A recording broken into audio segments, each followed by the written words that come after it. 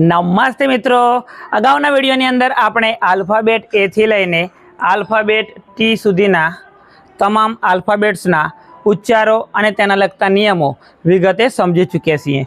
આજના આ વિડીયોની અંદર આપણે આલ્ફાબેટ યુ, તેના ઉચ્ચારો અને તેના લગતા નિયમો વિગતે સમજવાના છીએ। તો વિડીયોને અંત સુધી જોતા રહેજો। નિયમ નંબર 1, જ્યારે પણ કોઈ પણ અંગ્રેજી સ્પેલિંગમાં આલ્ફાબેટ યુ એ બે વ્યંજનોની વચ્ચે આવતો હોય, એટલે કે વ્યંજન પ્લસ યુ પ્લસ વ્યંજન, એટલે પહેલાં વ્યંજન હોય, પછી યુ હોય અને પછી ફરી વ્યંજન હોય, તો તેવી સ્થિતિમાં આ આલ્ફાબેટ યુનો ઉચ્ચાર આપણે અજગરનો એવો કરીએ છીએ।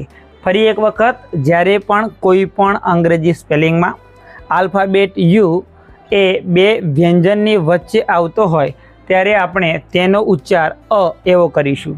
જુઓ ઉદાહરણ: સન, બસ, કપ, રન અને કટ। ફરી એક વખત: સન, બસ, કપ, રન અને કટ। તો આ બધા જે સ્પેલિંગ છે તેની અંદર આલ્ફાબેટ યુ એ બે વ્યંજનની વચ્ચે છે અને તેનો ઉચ્ચાર આપણે એવો કર્યો છે। મિત્રો યાદ રાખજો, યુનો ઉચ્ચાર ઘણી વખત જ્યારે યુ સ્પેલિંગની શરૂઆતમાં આવે ત્યારે પણ આપણે એવો કરીએ છીએ। અમ્બ્રેલા એ ઉદાહરણ છે આનું। તો અમ્બ્રેલા સ્પેલિંગ આપણે બોલીએ છીએ તો અમ્બ્રેલા પણ યુથી શરૂઆત થાય છે તેની, અને તેનો ઉચ્ચાર આપણે કરતા હોઈએ છીએ। તો આ હતો નિયમ નંબર 1, જ્યારે પણ બે વ્યંજનની વચ્ચે યુ આવતો હોય, અને ઘણા બધા એવા સ્પેલિંગ પણ છે કે જેમાં યુ જે છે એ સ્પેલિંગની શરૂઆતમાં આવતો હોય તો પણ તેનો ઉચ્ચાર આપણે એવો કરીએ છીએ। હવે વાત કરીશું નિયમ નંબર 2ની। તો આ યુ જે છે આલ્ફાબેટ યુ, તેનો ઉચ્ચાર યુ એવો ક્યારે થાય છે? લખાય છે યુ અને ઉચ્ચાર પણ ગુજરાતીમાં યુ, યતિ બાબાનો ય અને રસ્વ યુ એવો ક્યારે થાય છે? તો જ્યારે પણ આ આલ્ફાબેટ યુ જે છે તેના પછી કોઈ કોન્સોનન્ટ એટલે કે વ્યંજન હોય અને પછી તરત જ ઈ હોય, એટલે કે પ્રથમ યુ આવે, ત્યાર પછી વ્યંજન આવે અને પછી ઈ આવે, તો તેવા સ્પેલિંગોમાં આ જે ઈ જે છે એ સાયલેન્ટ થઈ જાય છે અને યુ જે છે તેનો ઉચ્ચાર આપણે યુ એવો કરતા હોઈએ છીએ। ઉદાહરણ જોશો એટલે તમને વધારે ખ્યાલ આવી જશે। ફરી એક વખત, જ્યારે પણ આલ્ફાબેટ યુ પછી તરત જ વ્યંજન આવે અને વ્યંજન પછી તરત જ ઈ આવતો હોય તો ઈ સાયલેન્ટ થઈ જાય છે અને જે યુ જે છે તેનો ઉચ્ચાર યુ એવો જ થતો હોય છે। જો ઉદાહરણ: ટ્યુબ, ક્યુટ અને યુઝ। ફરી એક વખત: ટ્યુબ, ક્યુટ અને યુઝ। તો ટ્યુબની અંદર ટી પછી યુ છે, પછી તરત જ વ્યંજન એટલે કે બી છે અને પછી ઈ છે, એનો ઉચ્ચાર આપણે કરતા નથી અને સીધું ટ્યુબ એવું વાંચીએ છીએ। ત્યારબાદ ક્યુટ અને યુઝ। તો આવા કિસ્સામાં આલ્ફાબેટ યુ જે છે તેનો ઉચ્ચાર આપણે એ યુ કરતા હોઈએ છીએ। બીજા કેટલાક એવા સ્પેલિંગો પણ છે જેની અંદર આલ્ફાબેટ યુ એ સ્પેલિંગની શરૂઆતમાં આવે છે અને ત્યારે પણ તેનો ઉચ્ચાર યુ એવો થતો હોય છે। એના પણ અહીં બે ઉદાહરણ આપેલા છે: યુનિવર્સિટી અને યુનિયન। તો યુનિવર્સિટીમાં જે યુ જે છે એ શરૂઆતમાં છે, યુનિયનમાં પણ યુ જે છે એ શરૂઆતમાં છે। તો શરૂઆતમાં યુ આવતો હોય ત્યારે પણ તેનો ઉચ્ચાર એક યુ એવો થતો હોય છે। તો આ થયો નિયમ નંબર 2। હવે વાત કરીશું નિયમ નંબર 3ની। તો આલ્ફાબેટ યુ એને ટૂંકો ઉ એવું આપણે ક્યારે એનો ઉચ્ચાર કરીએ છીએ? તો ઘણા બધા અંગ્રેજીમાં એવા સ્પેલિંગો છે જેમાં આલ્ફાબેટ યુનો ઉચ્ચાર આપણે જેને કહીએ છીએ રસ્વ ઉ, એટલે કે નાનો ઉ એવો ઉચ્ચાર ક્યારે થતો હોય છે? તો અહીં તમે ઉદાહરણ જોશો એટલે તમને ખ્યાલ આવશે। અંગ્રેજીમાં ઘણા એવા સ્પેલિંગો છે જેમાં યુનો ઉચ્ચાર ટૂંકો ઉ એટલે કે રસ્વ ઉ એવો થતો હોય છે।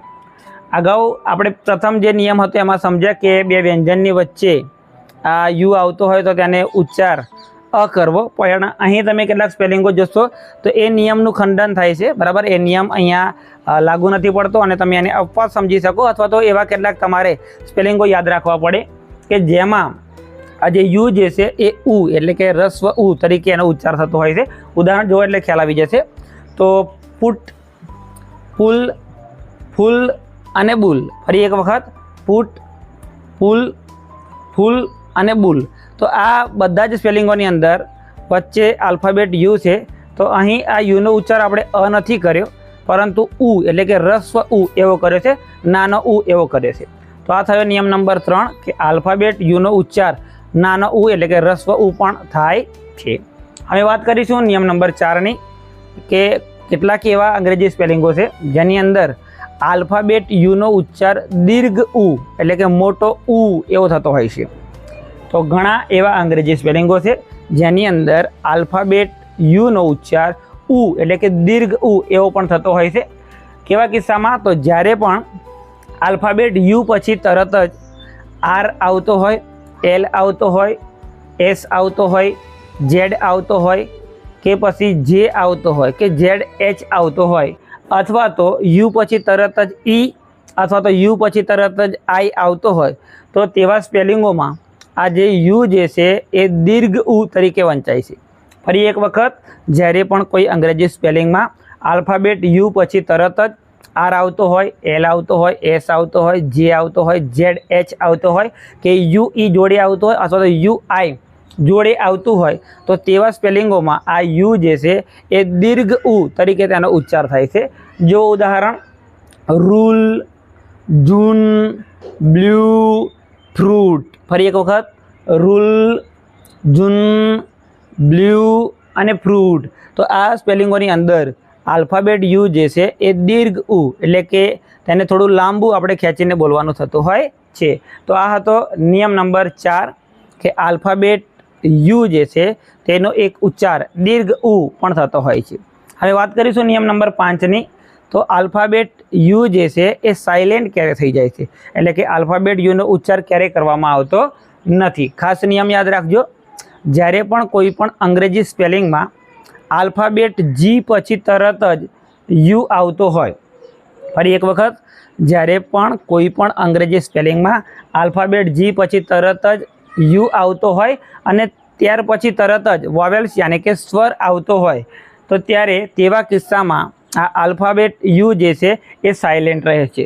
ફરી એક વખત, જ્યારે પણ કોઈ પણ અંગ્રેજી સ્પેલિંગમાં આલ્ફાબેટ જી આપેલો હોય, એના પછી તરત જ યુ હોય અને એના પછી તરત જ કોઈક સ્વર હોય, તો આ જે યુ જે છે તે આવા સ્પેલિંગોમાં સાયલેન્ટ રહે છે. ઉદાહરણ જુઓ, ગાઈડ, ગાર્ડ, ગેસ્ટ અને ગિટાર. ફરી એક વખત, ગાઈડ, ગાર્ડ, ગેસ્ટ અને ગિટાર. તો આ બધા જ સ્પેલિંગોમાં આલ્ફાબેટ યુ આવે છે, પરંતુ તેનો ઉચ્ચાર કરવામાં આવતો નથી. તો આ થયા નિયમ 5. તો કુલ આપણે 1 થી 5 નિયમો સમજ્યા કે આલ્ફાબેટ યુ અને એના લગતા ઉચ્ચારો અને એના નિયમો. હું આશા રાખું છું કે આ માહિતી તમને ગમી હશે, આ વિડીયો તમને ગમ્યો હશે. વિડીયો ગમ્યો હોય તો વિડીયોને લાઇક કરો, બીજા મિત્રો સુધી પહોંચે એટલા માટે એને શેર કરી દો, અને આવા જ માહિતીસભર વિડીયો માટે મારી યુટ્યુબ ચેનલ અટપટો અંગ્રેજીને સબસ્ક્રાઈબ કરો. બીજો વિડીયો ના આવે ત્યાં સુધી